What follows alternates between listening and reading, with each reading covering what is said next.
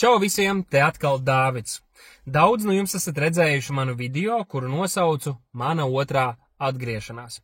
Un tajā es padalījos par to, ko Dievs ir darījis pie manas sirds pēdējo gadu laikā, par ticības un atziņas rekonstrukciju, ko esmu piedzīvojis, un es ticu, ka Dievs ir atvērs manas acis, un tas ir novedis mani pie radikālām dzīves un kalpošanas pārmaiņām. Bet šoreiz vairs par to nerunāsim.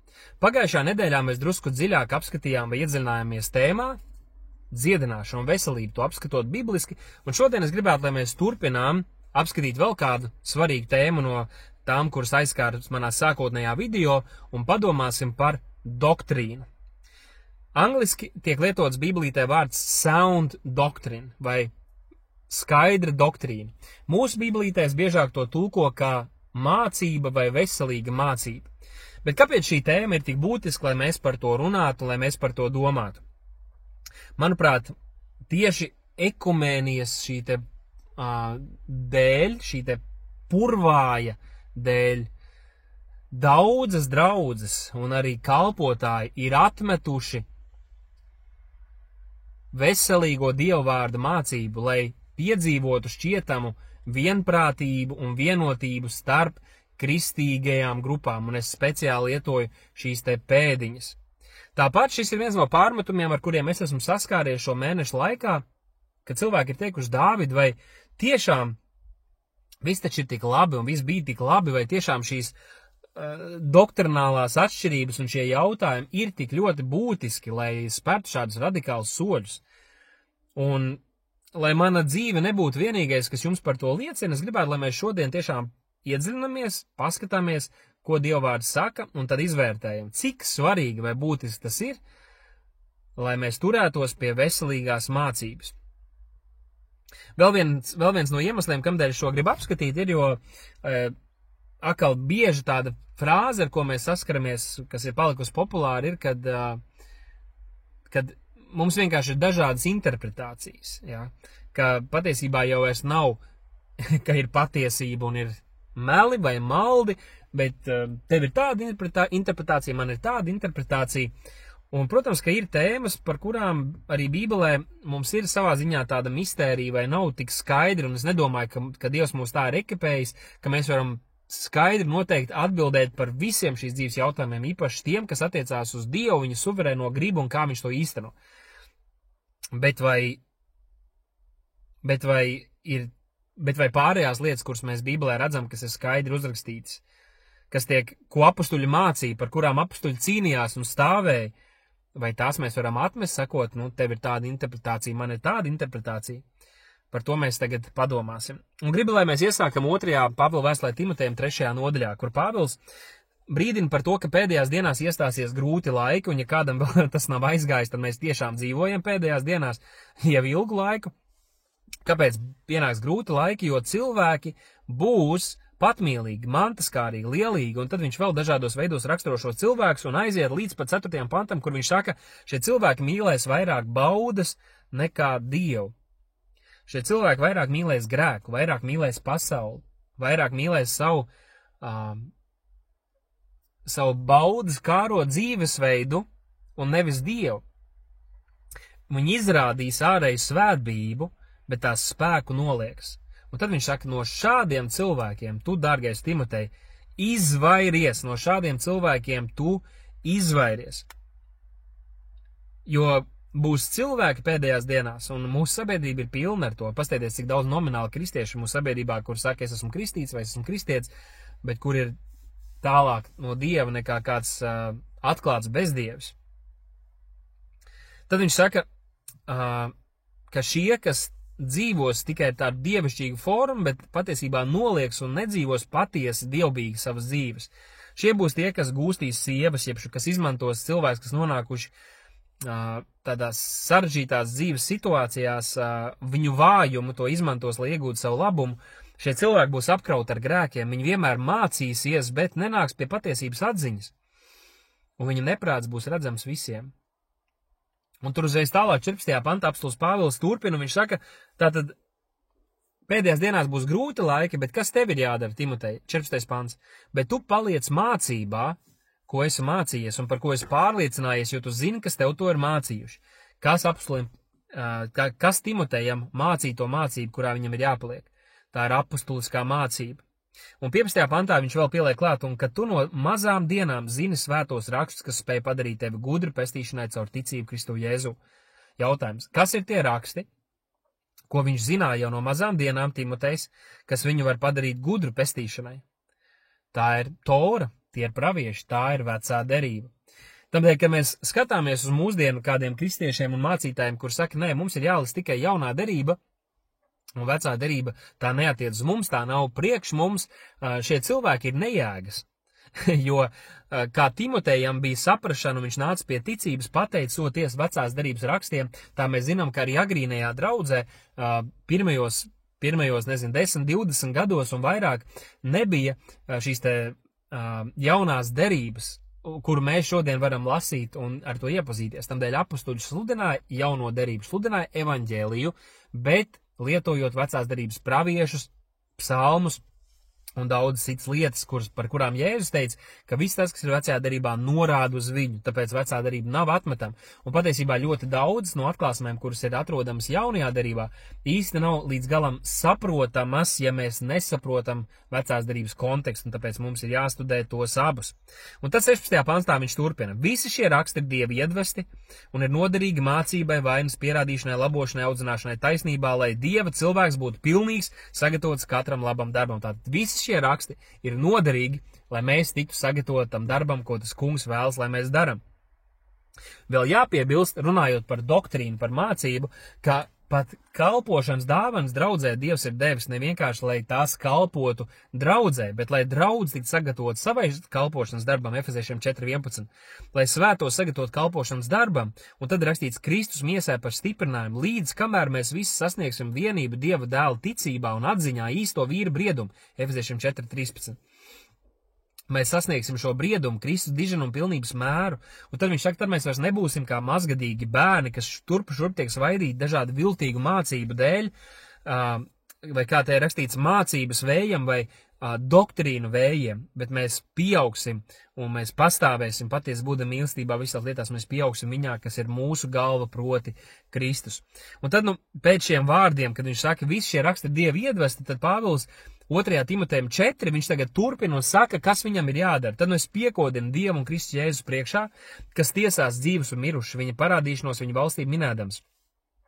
Pasludini Dieva vārdus, uzstājies laikā nelaikā, norāja, brīdini, paskubina ar visu pacietību un mācību vai doktrīnu. Šis ir tas, kas tev ir jādara, Timotej. Šis ir tas, kas mums ir jādara, kristieši. Šajās pēdējās dienās, kad cilvēki kļūst aizvien patmīlīgāk un daudz kristieši tikai āršķirīgi ir dievbīgi dzīvo, tikai āršķirīgi izstās svētbīgi. Un viņi mīl pasauli, mīl pasaulīgu, mīl savas kārības un grēku vairāk nekā Dievu. Mums ir jāsludina Dieva vārds, laikā, nelaikā, vietā, nevietā. Kāpēc? 3. pantā viņš saka, jo nāks laiks, kad viņi, šie cilvēki, šie ticīgie, nepanesīs veselīgo mācību, bet uzkraus savu mācītājus pēc pašu iegribām, kā no ausis niez, un novērsīs ausis no patiesības, bet piegriezīsies pasakām. Bet tu paliec skaidrā prātā visās lietās, paciet ļaunumu, dara evaņģēlis darbu, izpild savu kalpošanu līdz galam.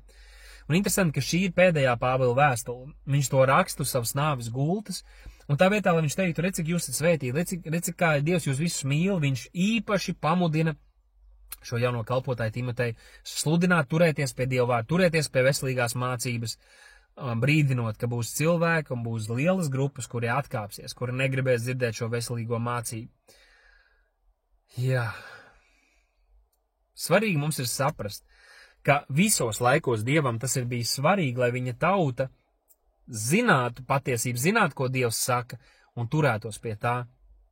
Vecajā derībā ir daudz piemēru atrodam, bet, piemēram, Jeremijas 8.5-8 mēs redzam, kur Dievs saka, kāpēc tad šie Jeruzalemes ļaudis atkāpjas bez mitēšanās atkādamies. Tie stipri turas pie viltus un liedzās atgriezties.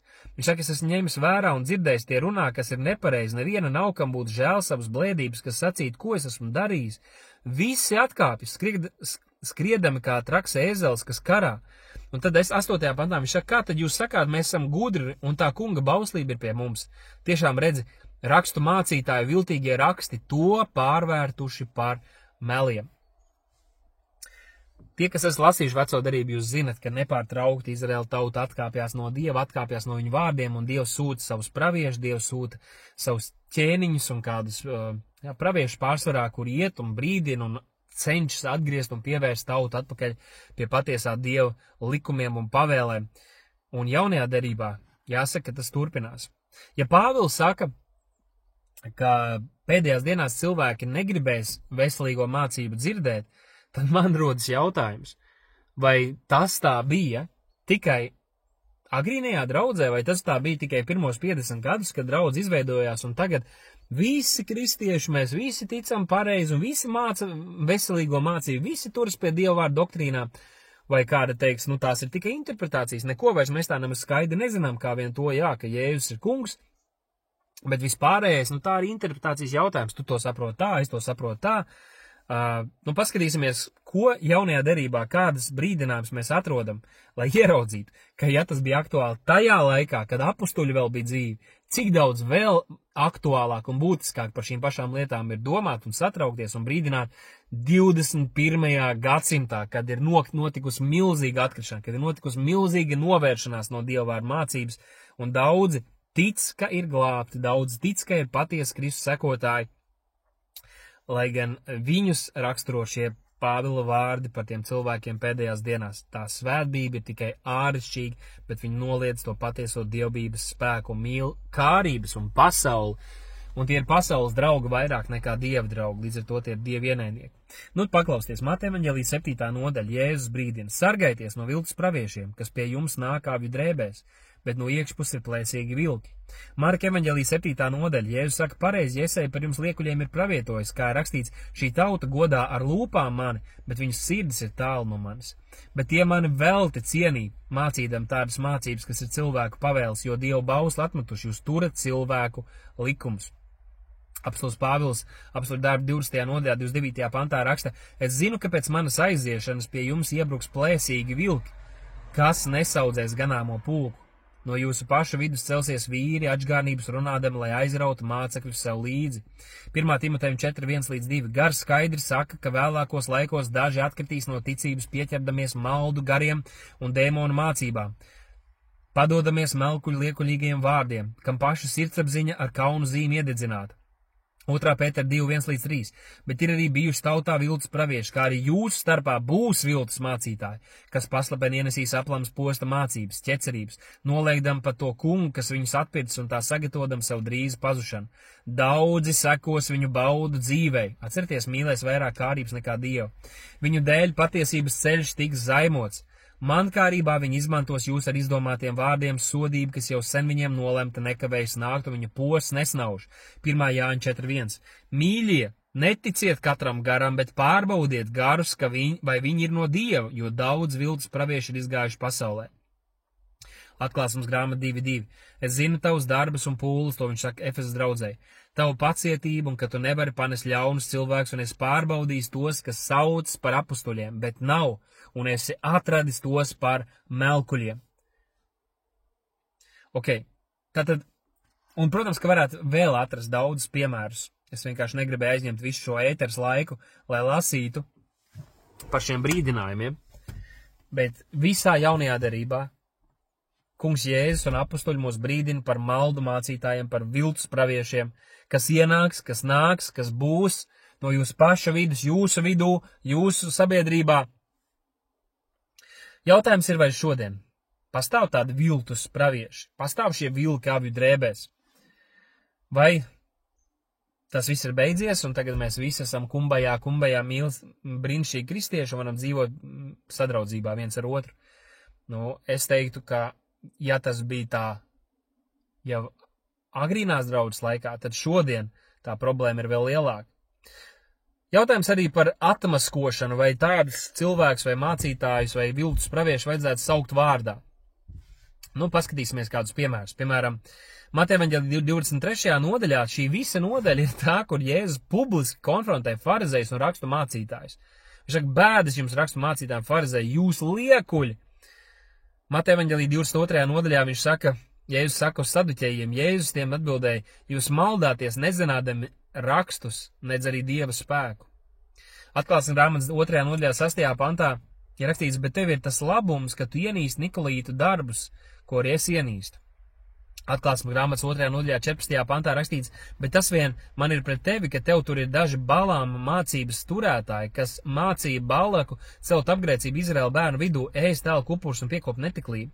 Tev tur arī ir daži Nikolītu mācību cienītāji. Tātad šis ir pārmetums un konkrēts mācības un konkrēti cilvēki, kas tiek saukti. Tāpat ir atklāsmes grāmatas 2.20 ir saukta vārdā Jezabela. Vai mums vajadzētu tos saukt vārdā šos cilvēkus? Vai Bībelē tur ir precedents? Un mēs zinām, piemēram, ka Galtiešu vēstulē Pāvils runā par to, ka viņš pat konfrontēja Pēteri atklāt, kad viņš liekuļoja jūdu un pagānu ticīgo starpā. Bet, piemēram, apstuļu darba 13. nodaļa 8. pantā Pāvils atmasko šo viltus pravietu vārdā Berjēzus, kur rakstīts, bet Sauls sauc arī par Pāvilu, svētā gara pilns, viņu uzlūkoja un saka, ak, tu velna bērns, visas viltības un blēdības pilns, visas taisnības ienaidnieks, vai tu nemetēsies sagrozīt tā kunga taisnos ceļus? Iedomāties, ka mūsdienu kristieši dzirdētu, ka kāds no kristiešiem vai mācītājiem vai vienkārši dievu vīriem šādi runātu publiski par kādu cilvēku, kurš it kā dara dieva darbu. 1. Timoteja 1.19 ir rakstīts savā ticībā un labā sirdsapziņā, ko daži ir atmetuši, un tā viņa ticības laiva ir sadragāta. Un tagad Pāvils uzskaitīs konkrēts cilvēks. Pāvils patiesībā savās vēstulēs uzskaita pat 8 cilvēkus konkrēti saustos vārdā, kur ir novirzījušies, kur ir aizgājuši, kur ir atkāpušies. Tur ir Himenejs, Aleksandrs, tad arī 2. Timotejam 1 rakstīts Figels, Hermogens, tad arī par Dēmu, kurš ir atstājis Pāvilu mīlēdams tagadējo pasauli 2. Timotejam 4.9. 3. Jāņa 1.9-10 tur runāts par Diotrefu, kurš labprāt būtu bijis pirmais viņu vidū, bet neuzņem viņus. Bībelē nav problēmas saukt vārdā konkrētus cilvēkus, kuri neturās pie veselīgās mācības, kuri ir atkāpušies no ticības, un arī mums vajadzētu būt gataviem to darīt. Bet tad drusku padomāsim par šo te doktrīnu. Kas ir tās doktrīnas jautājumi, par kuriem mums būtu stipri jāstāv? Viens jau pirmkārt ir pats evaņģēlijs, tā ir mūsu ticības esence. Un kā arī teiks, ja tu tici Jēzum, tad mēs esam ticības brāļi, bet šo pašu kritēriju tie cilvēki neatiecina, piemēram, uz mormoņiem vai Jehovas lieciniekiem, jo arī viņi taču tic Jēzum. Ja jūs esat kādreiz runājuši ar viņiem, viņi pat var nostāstīt jums gandrīz to evaņģēliju tādu, kādu arī mēs sludinām, bet viņi tic citam Kristum, viņi tic citam Jēzum, un viņi ir pievilti, un viņi iet pazušanā. Galtiešiem 1. nodaļā 6. pantā Pāvils saka, es brīnos, ka jūs tik drīz novēršaties no tā, kas jūs aicinājis Kristus žēlastībā un piegriežaties citam evaņģēlijam. Un tomēr cita nav, ir tikai kādi, kas jūs sajauc un grib pārgrozīt Kristus evaņģēliju. Bet ja arī mēs vai kāds eņģelis no debesīm jums sludinātu citu evaņģēliju nekā to, ko jums esam pasludinājuši, lās pār to, vai tāds ir nolādēts. Kā jums jau agrāk esmu sacījis, kā arī tagad vēlreiz saku, ja kāds jums sludina citu evaņģēliju nekā to, ko jūs esat saņēmuši no mums, lāc pār to. Tātad šai Galtijas draudzē bija jābūt pietiekami izšķirt spējīgai, pietiekami nobriedušai, ka, ja gadījumā apstulis Pāvils pats atnākt, vai pat eņģelis parādītos un sludinātu viņam citu evaņģēliju, ka viņi to noraidītu, ka viņi to nepieņemtu. 10. pants, jo vai tad es tagad runāju cilvēkiem, vai pa prātam, vai dievam, jo, ja es gribu cilvēkiem izpatikt, tad es neesmu Kristus kalps. Tātad pirmkārt mēs saprotam, ka viss tas, kas saistās ar evaņģēliju, ir tie jautājumi, kuros mums nevar būt nekādas atkāpes. Tas, kas Bībelē mums ir skaidri pateikts un mācīts, mēs tajās nedrīkstam atkāpties, mēs nevaram tās nolikt malā, lai baudītu vienotību, vienprātību un ekumēniju ar tām grupām un cilvēkiem, kuri netic Dieva vārdam vai to ir sagrozījuši, vēsturiski vai arī šobrīd to dara. Otrakārt, mēs redzam vēl kādu iezīmi par doktrīnām Ebreju vēstules 6. nodaļā. Tur apstulis Pāvils visticamāk raksta, tāpēc atstājuši Kristus mācības sākumu vai šos elementāros principus, dosimies pretim pilnībai, tad atziņā nelidam atkal pamatu ar atgriešanos no nedzīviem darbiem un ticību Dievam ar mācību par kristībām, roku uzlikšanu un miroņu augšām celšanos un mūžīgo dzīvību. Un šeit mēs redzam kādas pamata doktrīnas, kas bija populāras un skaidri tika mācīts agrīnajā draudzē, no kurām mums nevajadzētu atkāpties, kuras mums ir jānostiprina un tad jābūvē uz tām, lai mēs pieaugtu atziņā un saprašanā. Tātad arī par šiem jautājumiem un citām lietām mums vajadzētu stāvēt stipri un turēties pie tās mācības, kas Bībelē ir atrodama. Nu, vēl viens princips ir atrodams 1. Timotejam 1:3-11. Tur Pāvils saka, bet mēs zinām, ka bauslība ir laba, ja to lieto pareizi, atzīstot, ka bauslība nav dota taisnajiem, tātad tiem, kas ir glābti, kur sirds ir izmainīts, bet netaisniem un nepaklausīgiem, bezdevīgiem un grēciniekiem. Un tad viņš uzskaita vēl netikļiem, vīru piegulētājiem, cilvēku pārdevējiem, melkuļiem, zvērestu lauzējiem, un ja kas vien vēl ir pretīm veselīgai mācībai. Tātad, ja vēl kāds turas pretī veselīgai mācībai, tad viņiem šis te Dieva bauls un Dieva likums ir pareizs, un to ir jālieto pret šiem cilvēkiem, lai tie atgrieztos no sava maldu ceļa un maldu mācībām. Viņš saka, pēc svētā Dieva godības evaņģēlī, kas man uzticēts. Arī apostulu darbu 2. nodaļā mēs redzam, ka agrīnā draudze pastāvēja apustuļa mācībā vai doktrīnā sadraudzībā, aizslaušanā un lūgšanā. Un arī mums ir jāturās un jāpastāv par un jāturās pie apustuliskās mācības un doktrīnām, kuras ir atklātas Dieva vārdā. Nu, tad gribu arī padalīties ar dažiem principiem, kurus Bībele mums atklāja, kā tad mums ir jāuztver, jāmācās izprast un jāsludina Dieva vārdi. Šie Dieva vārdi, uz kuriem Pāvils iedrošināja Timoteju. Un pirmais princips ir atrodams 2. Pētera vēstulē 1. nodaļā 20. pantā, kur Pēters saka, ka neviens rakstu pravietojums nav patvaļīgi iztulkojums vai interpretējams. Tātad, tad, kad mēs lasām Dieva vārdu, kad mēs lasām Bībelīti, tad mums nav brīvības, pat ja mums šķiet, ka mēs esam ārkārtīgi svētā gara vadīti, mums Dieva vārds nedod brīvību paņemt kādu raksturvietu, izraut to no konteksta un sludināt tā, it kā tā runātu to, ko tā patiesībā nesaka. Dieva vārds vienmēr ir jāmācās un jāuztver kontekstā. Mums vienmēr ir jāzina, par ko kopumā šajā vēstulē runā tās autors. Par ko viņš runā iepriekšējos 15 pantus, par ko viņš runā nākamos 15 pantus, un kā tas, ko viņš šeit runā, savienojas ar pārējo vēstulē minēto. Viens no piemēriem ir atrodams, ir šis piemērs, kur rakstīts, es visu spēju tā spēkā, kas mani dara stipru, tas ir Filipiešu vēstulē rakstīts.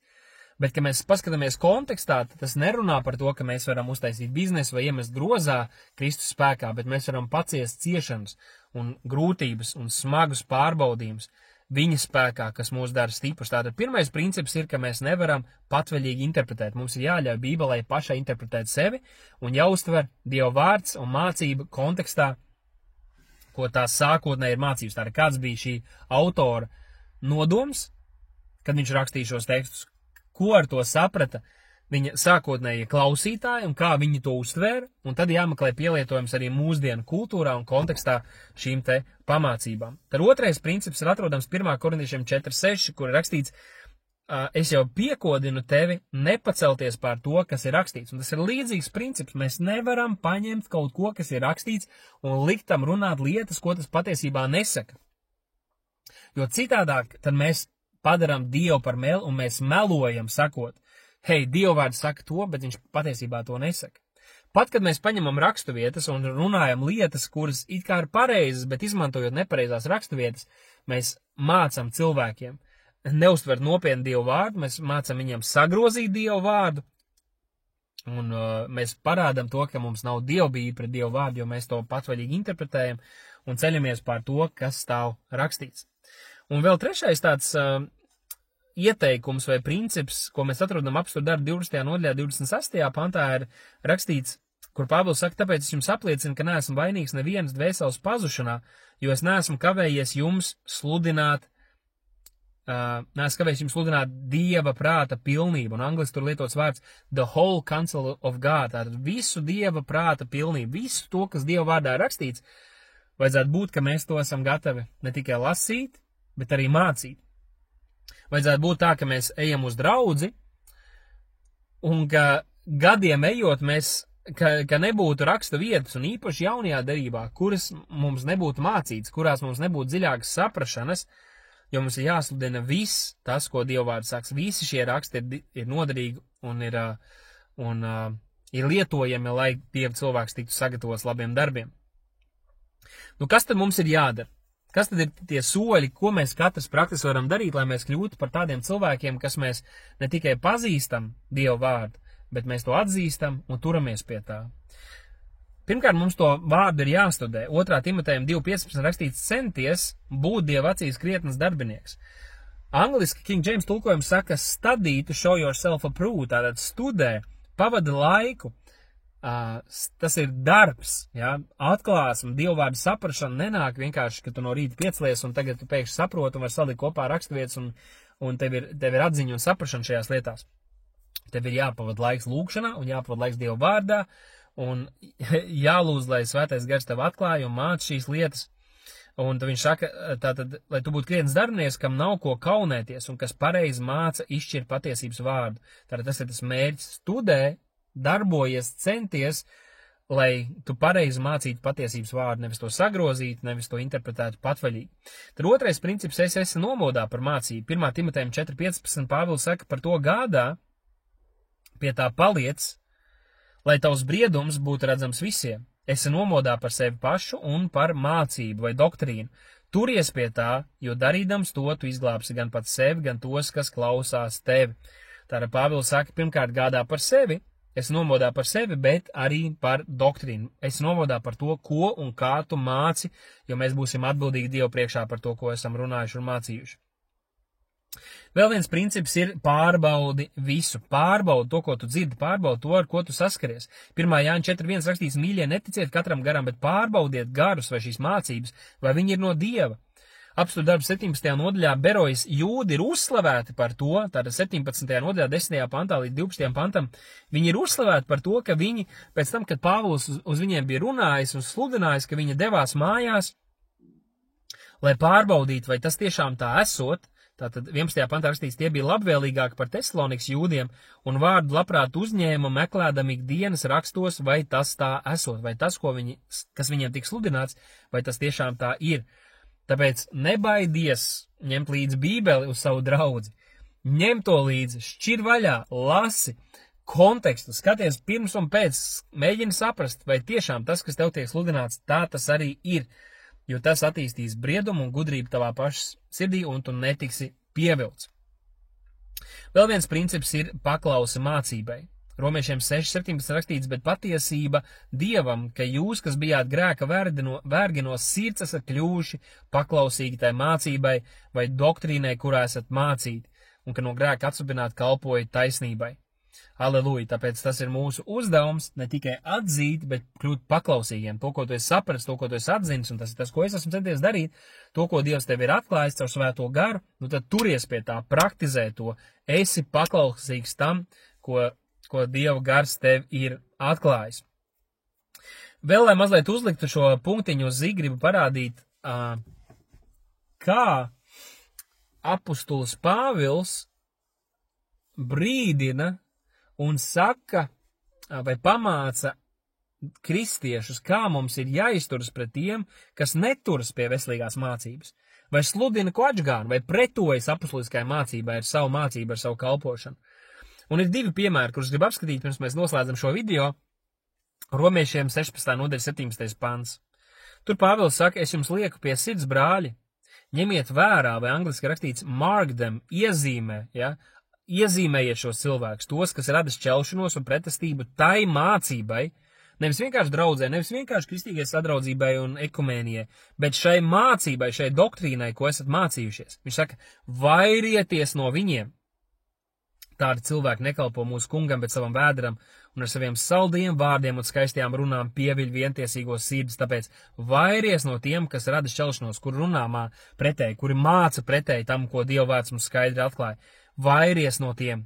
1. Timotejam 6.1-5. Visiem, kas ir vergi apakš jūga, būs turēt savus kungus par visu godu cienīgiem, lai Dieva vārds un mācība vai doktrīna netiktu zaimot. Iedomājieties, vergiem ir jākalpo un jātur savus kungus visa goda cienīgus, lai Dieva vārds un doktrīna, tas, kā mums ir jādzīvo, tas, kā mums ir jāpraktizē mūsu ticība, lai tā netiktu zaimot, lai par to neņirgātos cilvēki.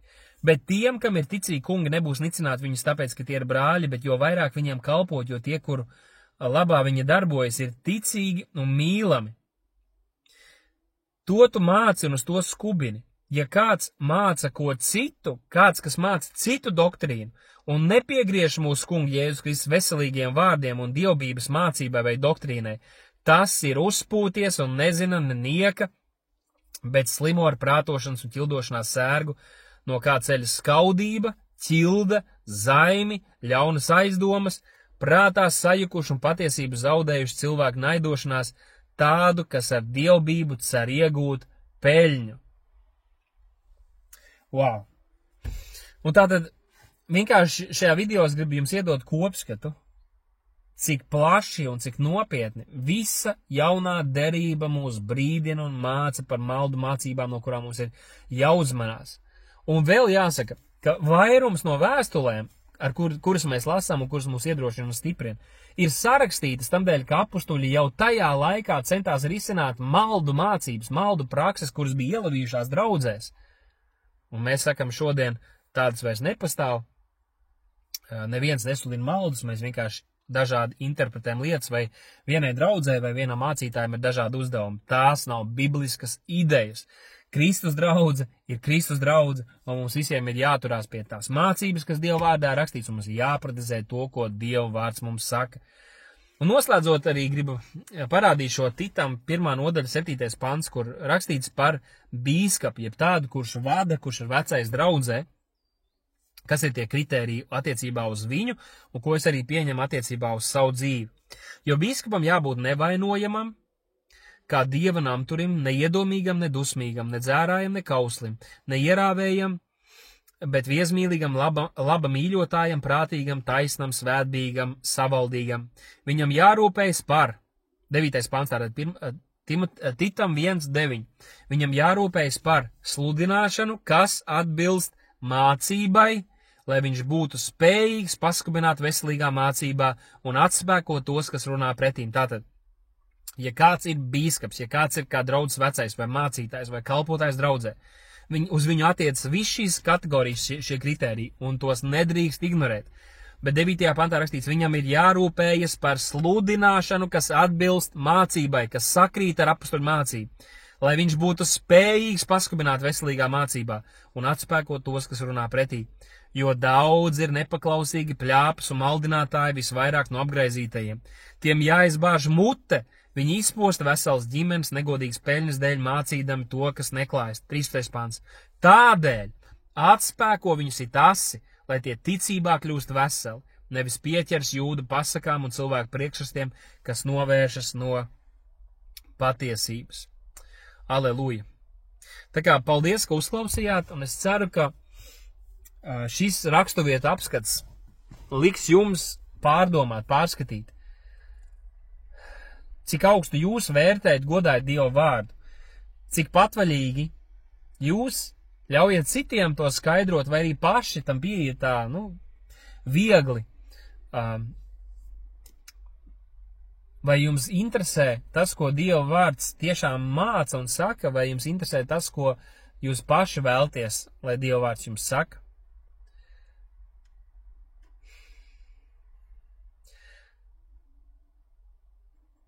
Manā skatījumā šis doktrīnas jautājums ir viens no būtiskākajiem. Ir evaņģēlijs un tad ir veselīgā mācībai doktrīna, par kuru arī Pāvils saka, labo cīņus esmu cīnījis.